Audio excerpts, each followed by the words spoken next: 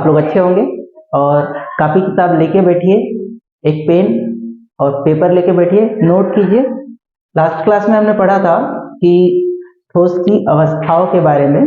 तो हमने देखे थे कि ठोस की 3 अवस्थाएं होती हैं, ठोस, द्रव और गैस। तो ये ठोस, द्रव, गैस एक दूसरे में चेंजेबल होते हैं।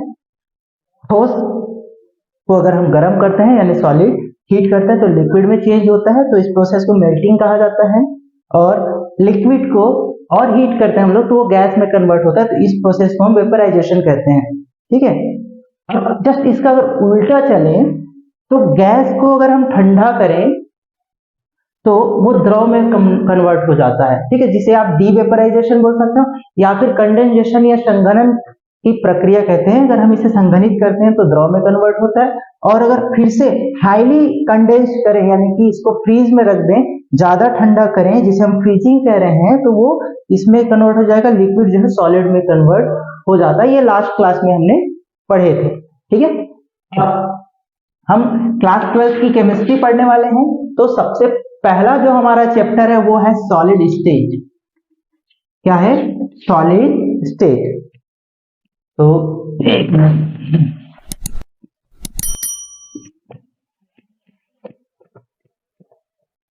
ठीक है, हम लोग पढ़ने वाले हैं सॉलिड स्टेट, ठोस अवस्था। तो मैंने ये अवस्थाओं के 3 प्रकार जो बताए थे वो इसलिए बताया था कि ये जो 3 अवस्थाएं हैं, इन तीनों में से एक जो अवस्था है ठोस अवस्था, वो हमारा पहला चैप्टर है क्लास 12 की केमिस्ट्री का, और उसी के बारे में हमें डिटेल से पढ़ना है। तो आप अच्छे से समझ गए होंगे कि ठोस की जो 3 अवस्थाएं होती है वो एक दूसरे में चेंजेबल होती हैं। एक चीज और है कि ठोस को हम डायरेक्टली गैस में भी कन्वर्ट कर सकते हैं। इस प्रोसेस को हम सब्लिमेशन या ऊर्ध्वपातन कहते हैं, जिसका एग्जांपल मैंने लास्ट क्लास में बताया था, ऊर्ध्वपातन। ऊर्ध्वपातन, ठीक है, इसका जो एग्जांपल है वो कपूर, आप लोग जानते होंगे, पूजा वगैरह में यूज करते हैं। ठीक है, उसके अलावा ड्राई आइस, जिसका उपयोग हम लोग शादियों में आजकल देखते हैं, फैशन हो गया है। ठीक है, जो फॉग जो उड़ते हुए दिखाई देता है ना, जब ब्राइड और ग्रूम की जो एंट्रीज होती है तो फॉग जो लगाते हैं, मटके से धुआं धुआं निकलता है, वो चीजें हैं। ठीक है, तो वो जो है ड्राई आइस की वजह से होता है। जैसे ही इसको हीट प्रोवाइड करते हैं वो क्या होता है, गैस में इंस्टेंटली कन्वर्ट हो जाता है। तो इस प्रोसेस को सब्लिमेशन या फिर ऊर्ध्वपातन कहते हैं। ठीक है, तो ये 3 चीजें हैं। अब हम यहाँ पर जो चैप्टर है इसमें हम सॉलिड के बारे में पढ़ने वाले हैं, तो मैं इसे फिलहाल के लिए मिटा दे रहा हूं। हम सॉलिड के बारे में पढ़ेंगे। चलिए,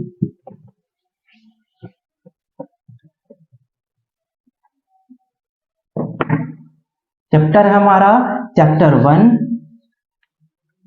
1 सॉलिड स्टेट। ठीक है, 3 अवस्थाएं होती हैं, पॉइंट टू पॉइंट हम चलते हैं।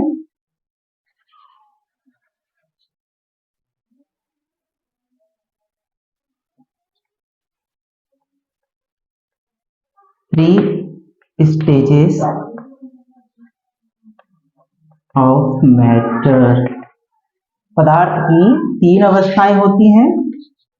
पहला होता है सॉलिड, दूसरा होता है लिक्विड और थर्ड होता है गैस। ठीक है, सॉलिड, लिक्विड एंड गैस। तो हम इस चैप्टर में सॉलिड के बारे में पढ़ने वाले हैं। तो सॉलिड क्या होता है, ठीक है, ये कैसे बनता है, इसका शेप कैसे होता है, किस तरीके से ये इनके बीच में इंटरेक्शन होता है, इनके मॉलिक्यूल्स के बारे में पूरा एक एक चीज हम लोग डिटेल से पढ़ेंगे इस चैप्टर में। ठीक है, तो बेसिक सा चीज है सॉलिड, लिक्विड, गैस में। सॉलिड क्या होता है, इसको हम आइडेंटिफाई कैसे कर पाएंगे कौन सी चीज सॉलिड है। ठीक है, तो हम देख पाते हैं कि जैसे सपोज ये एक चौक है तो ये कठोर है। ठीक है, आप देख पा रहे हैं, हम इसे दबा रहा हूं तो दब नहीं रहा है, ठोस है, कठोर है। ठीक है, अब ये ऐसा क्यों है, तो इसका ऐसा होने के पीछे का रीजन है। ठीक है, सपोज ये हमारा एक सॉलिड है। ठीक है, इसके अंदर ये जो मॉलिक्यूल्स हैं, प्रत्येक जो पदार्थ होता है वो छोटे छोटे अणु, परमाणु, आयनों से मिलकर बना होता है। तो ये अणु, परमाणु, ये जो आयन्स हैं, ठीक है, ये जब पास पास इकट्ठा होते हैं, इस तरीके से जब काफी पास पास होते हैं तो इनके बीच में दो तरीके का बल लगता है, ठीक है। जब ये काफी पास पास होगा तो पास पास होते हैं, इस वजह से इसकी जो आकृति है वो निश्चित आकृति की हो जाती है और ये एक फिक्स आकार ले लेता है, जिसके वजह से कठोर होता है, ठीक है। तो इसमें दो तरीके का जो है ऊर्जाएं जो है काम करती हैं, ठीक है।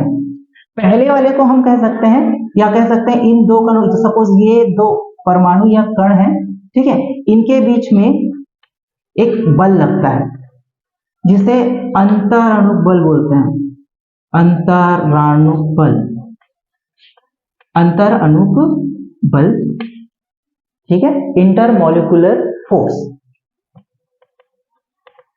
इंटरमॉलिक्यूलर फोर्स लगता है, ठीक है। ये इंटरमॉलिक्यूलर फोर्स जितना ज्यादा होगा कण उतने ही ज्यादा पास पास होंगे और उस पदार्थ की कठोरता उतनी ही ज्यादा होगी, ठीक है। क्योंकि जितना ज्यादा फोर्स लगेगा दो कण आपस में उतने ही ज्यादा नजदीक होंगे और कण जितने ज्यादा नजदीक होंगे उतने ही वह पदार्थ क्या होते जाएगा, कठोर होते जाएगा।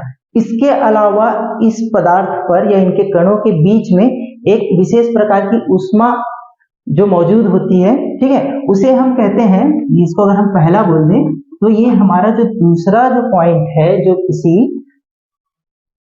पदार्थ पर यानी ठोस पदार्थ पर होता है वो होता है ऊष्मीय ऊर्जा, ठीक है। यही दो चीजें जो है, एक जो बल है अंतराणु बल जिसे इंटरमॉलिक्यूलर फोर्स कहा जाता है और दूसरा जो है थर्मल एनर्जी, इन्हीं दोनों के वजह से, इन्हीं दोनों बल और ऊर्जा के वजह से ही कोई पदार्थ ठोस अवस्था में हो पाता है। तो इसका कारण अब देखो थर्मल एनर्जी क्या होता है, थर्मल एनर्जी, थर्मल एनर्जी नाम से स्पष्ट है, थर्मल मतलब उष्मा और ऊष्मीय ऊर्जा। तो उष्मा का मतलब क्या होता है, गर्म करने से कह सकते हैं। तो यहाँ पर ये जो दो कण हैं, ठीक है, ये जो दो कण की मैं बात कर रहा हूं, इन दोनों कणों के बीच की दूरी एक निश्चित दूरी पर है, ठीक है। इंटरमॉलिक्यूलर फोर्स की वजह से एक पर्टिकुलर डिस्टेंस पे है दो कण, ठीक है। यदि ये कण या अणु या परमाणु या आयन जिसकी बात कर रहे हैं हम लोग, तो ये जो कण है अगर सामान्य ताप पर है, अगर उसे कम ऊर्जा दी जाती है तो इनके बीच की जो दूरी है वो निर्धारित रहती है या नजदीक नजदीक है, ज्यादा दूर पर नहीं है, ठीक है। कब, जब ऊर्जा जो है कम होती है, ऊर्जा का मान क्या है, कम है, यानी कि उष्मा जो है, उष्मीय ऊर्जा का बात जो बोल रहे हैं वो यदि कम है तो इनके बीच की दूरी क्या होती है, कम होती है। दूरी कम होगी तो इंटरमॉलिक्यूलर फोर्स क्या होगा, ज्यादा होगा, ठीक है। इंटरमॉलिक्यूलर फोर्स क्या होगा, ज्यादा होगा। यदि हम यहाँ पर उष्मा को यदि क्या कर दें, बढ़ा दें, अधिक उष्मा दें, उष्मीय ऊर्जा,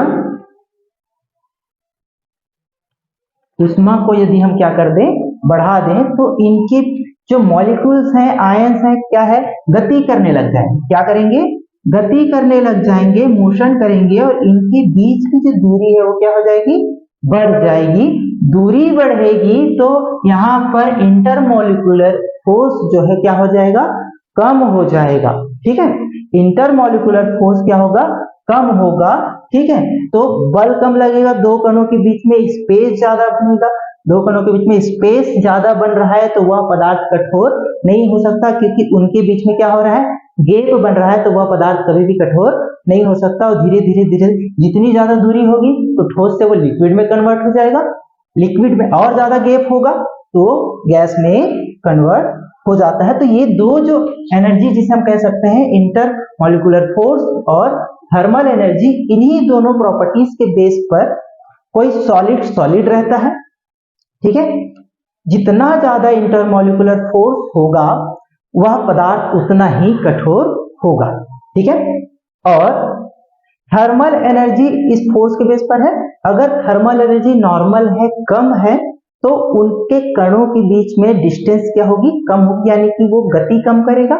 और यदि गति कम कर रहा है, मोशन उसमें, मोशन यदि कम है तो इंटरमॉलिक्यूलर फोर्स क्या होगा, दोनों कणों के बीच में ज्यादा होगा, बढ़ेगा। और जैसे जैसे एनर्जी यानी थर्मल एनर्जी है उसमें ऊर्जा का मान बढ़ाते हैं, बढ़ते जाते हैं, तो ताप की वजह से दोनों कण आपस क्या होंगे, दूरी बनाते जाएंगे, क्योंकि उनके बीच में इंट्रैक्शन होगा, प्रतिकर्षण होगा, गर्म होगा, तो इधर उधर जा भगेगा वो, है ना, दोनों कण इधर उधर भगेगा, एक दूसरे से दूर जाने का प्रयास करेगा। अब जैसे जैसे वो दूर जाएगा तो उनके बीच जो इंटरमोलिकुलर फोर्स है वो क्या होगा, कम होते जाएगा, और जैसे जैसे इंटरमोलिकुलर फोर्स कम होगा वैसे क्या होगा, वह पदार्थ अपनी कठोरता क्या होते जाएगा। तो ये दो मेन इंपॉर्टेंट जो है पॉइंट है या प्रॉपर्टीज है जो किसी कठोर को कठोर रहने देता है। ठीक है, आई होप आप समझ गए होंगे कि ये दोनों एनर्जी का क्या उपयोग है। यहाँ पर ये दो प्रॉपर्टीज किसी सॉलिड में होना बहुत ही जरूरी है। यदि थर्मल ऊर्जा अधिक है तो वह ठोस प्रॉपर ठोस नहीं हो पाएगा, भंगुर हो जाएगा, या उनके बीच में ये हो जाएगा लचीला हो सकता है, वो एकदम ठोस नहीं होगा। जितना ज्यादा इंटरमोलिकुलर फोर्स होगा वह पदार्थ उतना ही क्या होगा, कठोर होगा। ठीक है, तो ये हो गया, ये दोनों गुणों की वजह से वो कठोर होता है। तो अब कठोर को हम कैसे आइडेंटिफाएंगे कर पाएंगे, तो उसके कुछ प्रॉपर्टीज होंगे, है ना। तो यहाँ पर कठोर के अगर हम गुणों की बात करें, ठीक है, गुण की अगर मैं बात करूं तो ये क्या होता है, कठोर होता है, चलो ठोस कठोर होगा, ठीक है, जिसे हम रिजिड कहते हैं। क्या कहते हैं, रिजिड कहते हैं। यहां पर कठोर है तो कठोर क्यों है, तो इंटरमोलिकुलर फोर्स की वजह से उनके अणु आयन या परमाणु नजदीक नजदीक आ जाते हैं, जिसके वजह से वो क्या हो जाता है, कठोर हो जाता है। तो यहाँ पर हम कह सकते हैं कोई पदार्थ सॉलिड अवस्था में ठोस अवस्था में है तो उसका पहला गुण क्या होता है, कठोरता। क्या हो जाता है, कठोरता, जो किसके वजह से होता है, अणु आयन या परमाणु के नजदीक आ जाने के कारण। और जितना ज्यादा नजदीक होगा वह पदार्थ उतना ही ज्यादा क्या होगा, कठोर होगा। ठीक है, ठीक, दूसरा पॉइंट, ठीक है, कठोरता पहला पॉइंट हो गया। अब ये कैसे होता है, तो मेन चीज मैंने बताया, जितना कम जो है इंटरमोलिकुलर स्पेस होगा वैसे ही उतना ही क्या होगा, वो ज्यादा कठोर होगा, और ऊष्मा का मान जितना ज्यादा होगा वैसे ही वो क्या होगा, अपनी कठोरता खो देगा। दूसरा संपीड़न है ना, संपीडकता, संपीडकता मतलब कंप्रेस करना, है ना। तो ठोस क्या कहलाएगा, जिसे और कंप्रेस नहीं किया जा सके।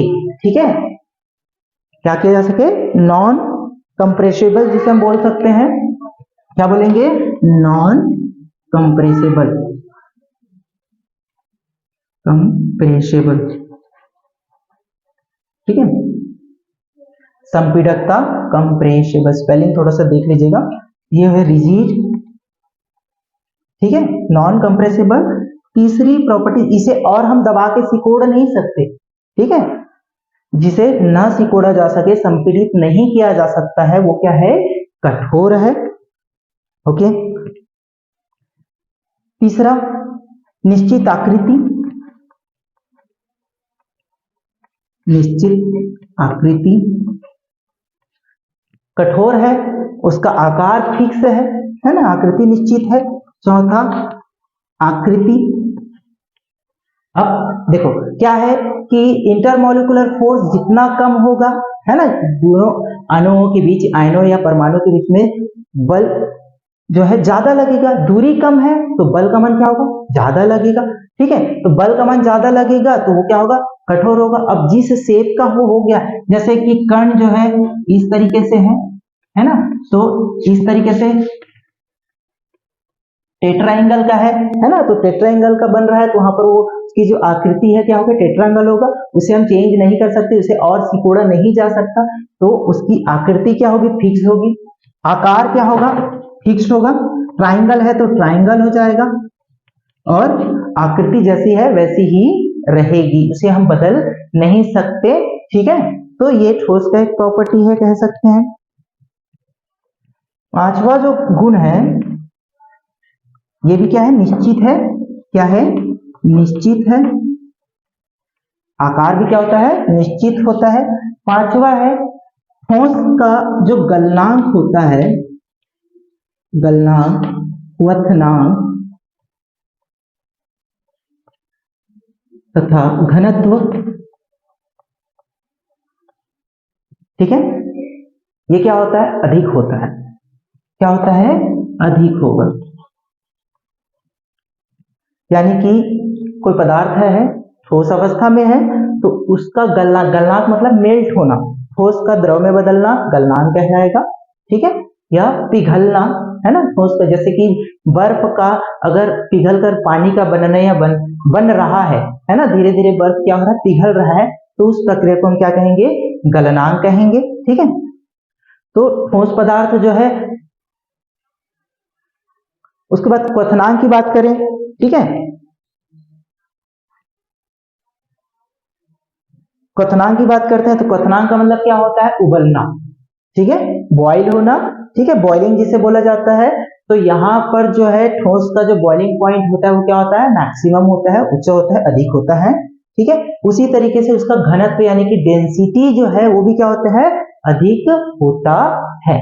तो ये जो कुछ प्रॉपर्टीज हैं, ठीक है, 5 6, एक और प्रॉपर्टीज हम इसे कह सकते हैं, ठीक है, क्या बोल सकते हैं कि जो इनके जो कण है ना, अणु परमाणु ये आयंस हैं, इनके बीच में जो विसरण है, डिफ्यूजन वगैरह है, वो बहुत कम होता है, नहीं के बराबर उनके बीच में विसरण होता है। यदि वो ठोस अवस्था में है तो उनके मॉलिक्यूल्स इधर से उधर नहीं जा सकते, है ना, ये नहीं के बराबर होता है, नगण्य होता है। तो ये 6वीं प्रॉपर्टीज आप इसके लिए कह सकते हैं, ठीक है। तो आप समझ लेंगे, मैं इसे थोड़ा रिपीट कर देता हूँ।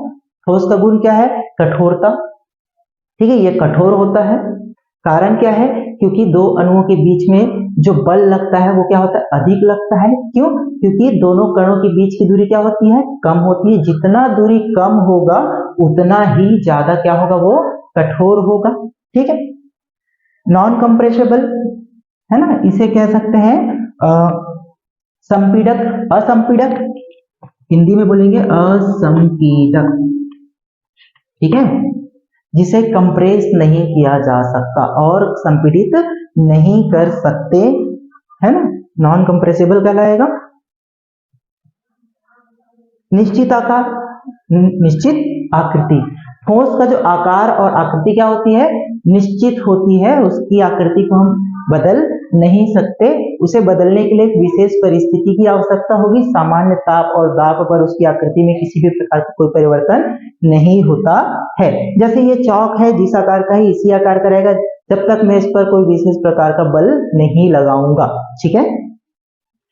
5वीं प्रॉपर्टी क्या है, गलनांक, क्वथनांक और इसका जो घनत्व है वो उच्च होता है, अधिक होता है, ठीक है, ये उसके प्रॉपर्टीज है। उसके अलावा, ठीक है, इनके कणों के बीच में, अणुओं या आयनों के बीच में जो विसरण होता है वो क्या होता है, नगण्य के बराबर होता है, यानी नहीं के बराबर होता है, नगण्य होता है। तो आई होप समझ गए होंगे कि ठोस को हम कैसे आइडेंटिफाई कर सकते हैं, उसकी प्रॉपर्टीज क्या है, जो 5 प्रॉपर्टीज है जिसके आधार पर हम ठोस को क्या कर सकते हैं, क्लासीफाई कर सकते हैं, आइडेंटिफाई कर सकते हैं।